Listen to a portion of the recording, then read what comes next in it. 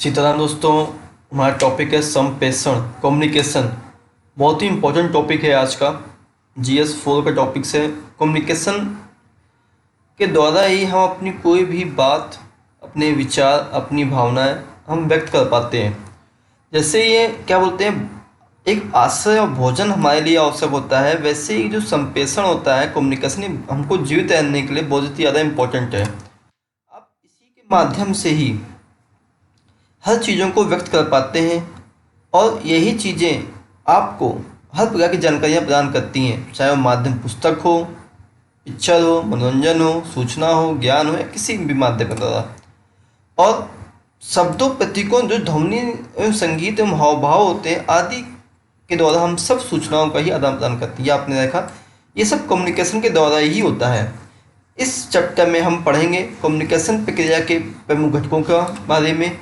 हम कम्युनिकेशन संप्रेषण को किस तरह अधिक प्रभावी बना सकते हैं और भारतीय संदर्भ में अमौखिक संप्रेषण के अर्थ को हम समझेंगे और जन संप्रेषण माध्यमों की भूमिकाओं एवं प्रभावों को हम समझने का कोशिश करेंगे। संप्रेषण का क्या अर्थ है? आप जो कम्युनिकेशन होता है, लोगों और पर्यावरण के साथ जो भी क्रियाएं अंतर क्रिया करते हैं, उसकी एक प्रक्रिया होती है। किसी से बातचीत करते हैं या सूचनाएं प्राप्त करते हैं, विचारों, एटीट्यूड में किसी भी चीज़ को आप कोई ना कोई भाषा का प्रयोग करते हैं, कोई चीज़ शो करके, एक्शन करके करते हैं, तो वो सभी संप्रेषण के अंतर्गत ही आता है। कोई बीमार है, आप उससे कुछ पूछते भैया कैसे हो, सही हो, किसी को कोई सजेशन देना चाहते हैं, तो सब कम्युनिकेशन के द्वारा ही होता है। बाजार में जाते हैं, कोई चीज़ खरीदते हैं, बेचते हैं, दुकानदार से अपने विचार व्यक्त करते हैं, तो सब संप्रेषण के द्वारा ही होता है। और संप्रेषण होता क्या, लोगों के मध्य होने वाली कि ऐसी व्यक्तिगत प्रक्रिया होती है जिससे हमारे व्यवहार में बदलाव आता है। साथ ही हम इसी के माध्यमों से अपने विचारों, भावनाओं, शब्दों तथा क्रियाओं के माध्यम से अपने भावों को, चीज़ों को प्रकट करते हैं। बहुत ही महत्वपूर्ण माध्यम में, जिससे अधिक से अधिक जानकारी हमको प्राप्त करते हुए निर्णय लेने की क्षमता को हम सरल बनाते हैं और लोगों को नियंत्रित करते हैं, हम प्रोत्साहित करते हैं। यही हमारा क्या है, कम्युनिकेशन होता है दोस्तों। इसके मूल तत्व क्या होते हैं? यह द्विपक्षीय होता है। हमेशा एक भेजने वाला होता है, एक प्राप्त करने वाला होता है, दोनों शामिल होते हैं। और कम्युनिकेशन में एक संदेश हमेशा होता है, इसमें विचार, भावना, मार्गदर्शन और धारणा कुछ होती है। समझ में समानता होती है। संप्रेषण कम्युनिकेशन तभी संभव होता है जब भेजने वाला प्राप्तकर्ता दोनों में समान समझ हो, अर्थात समानता का आधार कोई संस्कृति हो, भाषा हो, वातावरण हो सकता है, शब्द हो, पदबंध हो, मुहावरे हो, चेष्टाएं हो, कहावतें हो इत्यादि। तो दूसरे लोगों के व्यवहार में बदलाव लाना, इसी के द्वारा किसी को कोई सूचना नहीं होती है, प्राप्त हो जाती है, कोई मिसकम्युनिकेशन गैप होता है, कोई मिसअंडरस्टैंडिंग्स होती हैं, तो आप किसी को बात समझाते हैं, उसको समझ आता है, तो व्यवहार में बदलाव इसी प्रकार से आता है। और सूचना देने की एक विधि ही है संप्रेषण। सूचना शब्दों, चेष्टा, व्यक्ति द्वारा प्रदान की जाती है दोस्तों। कम्युनिकेशन दो प्रकार का होता है, हमेशा याद रखिएगा। एक मौखिक कम्युनिकेशन, एक अमौखिक कम्युनिकेशन। जो आप मुंह से बोलते हैं वो मौखिक होता है, जो मुंह से ना बोले वो अमौखिक होता है। अब जब दो से अधिक लोगों के बीच आप शब्दों का प्रयोग बातचीत के रूप में करें, वो मौखिक संप्रेषण होता है। अब मौखिक संप्रेषण लिखित और अमौखिक दोनों रूपों में हो सकता है, अर्थात आप अपनी चीज़ को, अपने विचारों को लिख के किसी के सामने पेश कर दिया तो वो भी मौखिक संप्रेषण के अंतर्गत ही आता है। यह एक दिशा प्रदान करता है। हमारे जीवन की बहुत ही मूलभूत जरूरत है। शोधकर्ताओं ने पाया कि एक समान व्यक्ति 10 से 11 घंटे बोलता है। इसमें पढ़ना मौखिक संप्रेषण होता है, पढ़ना, बोलना, लिखना तथा सुनना इत्यादि आता है। या फिर इसी को समान रूप भी कहते हैं, बातचीत करते हैं, भाषण देते हैं, पत्र पढ़ते हैं, समाचार पढ़ते हैं, पत्रिकाएं पढ़ते हैं, फ़ोन पर होने वाली बातचीत, सब मौखिक संप्रेषण के अंतर्गत ही आती हैं दोस्तों। अमौखिक संप्रेषण क्या होता है? जो अमौखिक संप्रेषण होता है, ये हाव भाव होते हैं। पूरे संप्रेषण का 70% होता है, जबकि शब्द केवल 10% होते हैं। आपने देखा है किसी के सामने आपका उसने मुंह बना लिया, आपने बोला ही नहीं, उसने तो गुस्सा है, तो ये अमौखिक कम्युनिकेशन में आता है। पूरे कम्युनिकेशन का 70% होता है, में से याद रखिएगा। आप जो बोलते हो केवल 10% बोलते हैं, जो आपके हाव भाव होते हैं वो सबसे ज़्यादा इंपॉर्टेंट वो होते हैं। आप किसी कुछ भी नहीं बोल रहे, किसी ने आपकी बात आपने इशारा कर दिया, ठीक है, ओके, वो समझ गया कि आपको समझ में आ गया। अमौखिक संप्रेषण बहुत ही ज़्यादा महत्वपूर्ण है। जैसे शारीरिक चेष्टाएं, चेहरे के हाव भाव, शारीरिक मुद्राएं, नेत्र संपर्क आसन, शारीरिक उन्मुखताएं, दूरियां आदि कुछ ये अमौखिक संप्रेषण के ही होते हैं। ये कहते हैं ये मौखिक कम्युनिकेशन के तत्वों से हटकर प्रभाव बनाती हैं। जो कहा गया उसे दृढ़ करते हैं। आपने उस किसी ने बोला हाँ हो जाएगा, आपने बोला हाँ हो जाएगा, अपने मुँह बनाते हाँ हो जाएगा, गुस्से में तो उसमें नहीं होगा ज़्यादा, बोला हाँ हो जाएगा, आंखें भी कर दी हाँ पक्का हो जाएगा, तो वो दृढ़ बनाती हैं। हमारी भावनाओं और मनोवृत्ति को पकड़ करते आप कोई चीज़ चाहिए, आपने इशारा कर दिया, थोड़ा देना है, इशारा कर दिया तो तुरंत समझ गए। शक्ति, स्नेह, सम्मान और प्रभुता को प्रकट करने में बहुत ज़्यादा इंपॉर्टेंट है और दूसरों के साथ होने वाली बातचीत को व्यवस्थित और नियंत्रित करता है, आत्म प्रस्तुतिकरण में सहायक होता है। सबसे ज़्यादा क्या होता है, हाव भाव, शारीरिक गतिविधियां, नेत्र संपर्क आदि गतिविधियों से संबंधित होता है। सन्निहितता जो प्रोक्सेमिक्स होता है, सामाजिक दूरियों का प्रयोग करते हैं।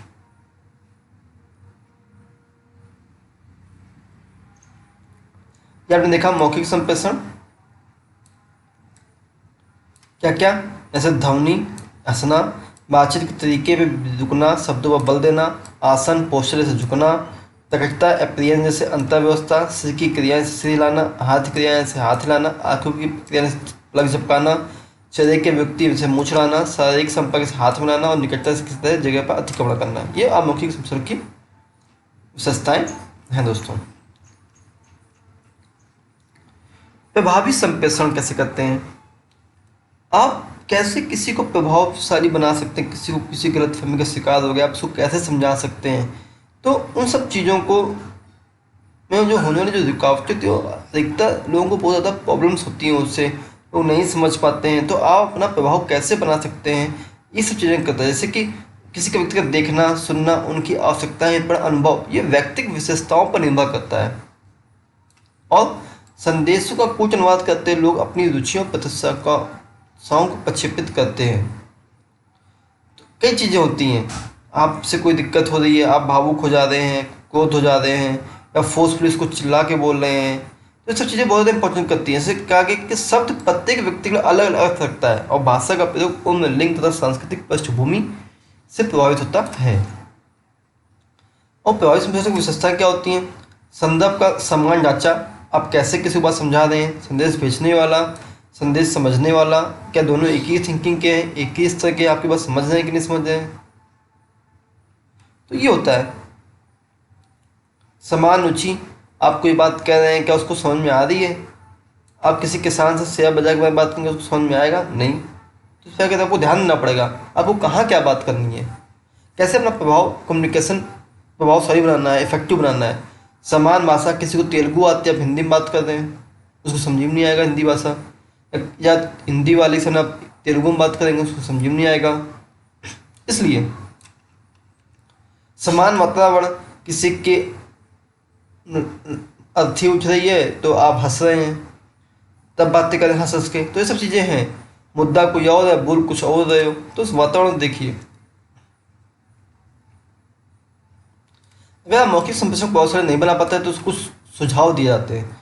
पढ़कर सुनकर अपनी भाषा को सुधारें, बोलने के ढंग, शैली, उच्चारण प्रकार करें, पहले सोचिए फिर बोलिए, ज़्यादा जल्दी व जोर से ना बोलिए, और दूसरी संस्कृति के अति संवेदनशील शब्दों, चिन्हों और संदर्भों को सीखिए। तो चला किसी की कोई संस्कृति में शब्द नहीं बोला जाता है, आप 10 बार बोल रहे हैं, कहाँ से होगा, लड़ाई हो जाएगी आपकी।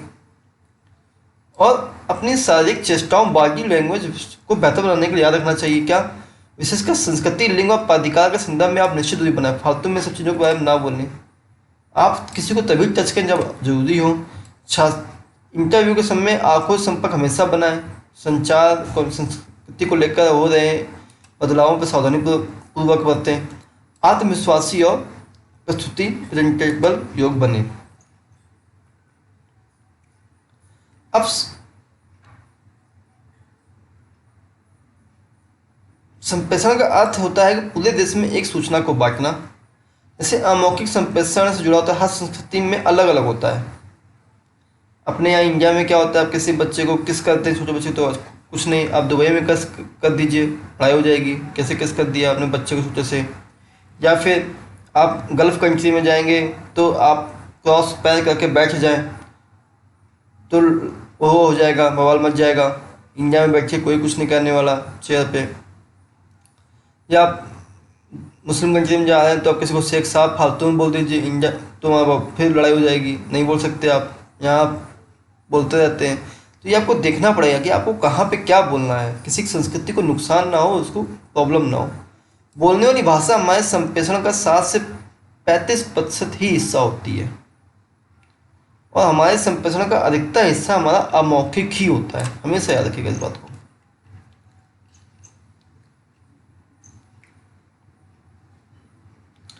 भारतीय संदर्भ में अमौखिक संप्रेषण क्या है? जैसे कि आप देखते हैं किसी से रिश्ते बनाते हैं तो आपको देखते हैं कि उम्र, लिंग, प्रतिष्ठा आदि को आप समझते हैं, तब अपनी भावनाओं को व्यक्त करते हैं।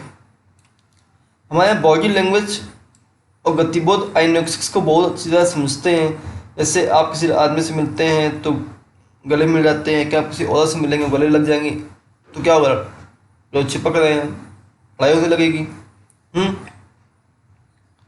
और जब भारत में आप अपनी कलाई पर अपना हाथ रखते हैं तो पारंपरिक हिंदू स्त्री भी कंगन और चूड़ी के प्रयोग को संकेत करता है। तो सब चीज़ें वो बताता है कि वो पुरुष है या स्त्री है, पुरुषार्थ है, किसी चीज़ पे सवाल पैदा होता है।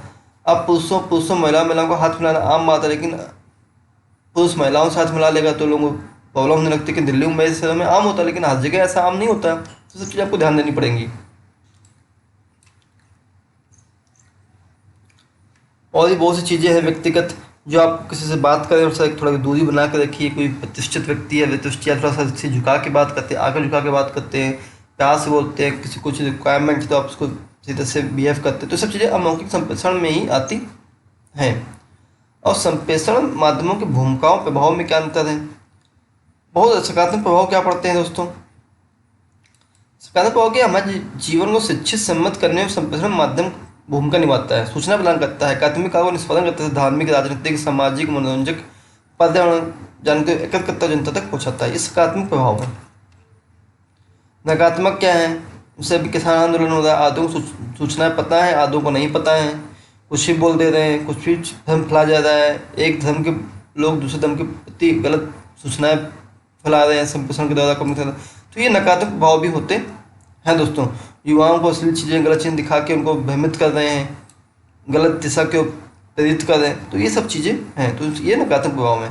संप्रेषण प्रक्रिया लोगों तक परिवेश के साथ होने वाली एक अंतर क्रिया होती है, दो पक्षीय होता है, हमेशा याद रखिए। फिर दोस्तों आज हमारे साथ बने रहे, बहुत बहुत धन्यवाद। जय हिंद, जय भारत।